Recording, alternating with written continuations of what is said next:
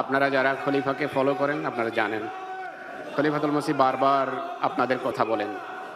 বিশ্বের ২২০টির জামাতের ভিতর গুটি কতক জামাতের নাম আসে, কিন্তু বাংলাদেশ জামাতকে হুজুর ভুলেন না। বারবার প্রায় খুতবাতেই শেষের দিকে আপনারা থাকেন হুজুরের পবিত্র ঠোঁটে। এটি আপনাদেরকে একটা ঈর্ষণীয় পদমর্যাদা দেয় আল্লাহ তাআলার ফজলে, আর এটিকে সম্মান করা হলো আমাদের দায়িত্ব।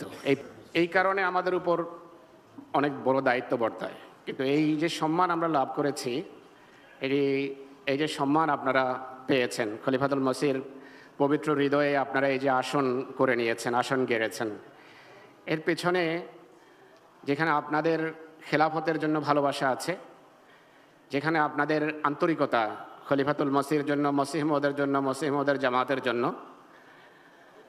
যে আন্তরিকতার বহিঃপ্রকাশ, এটি আমাদের সৌভাগ্য যে লন্ডনে যারাই আসে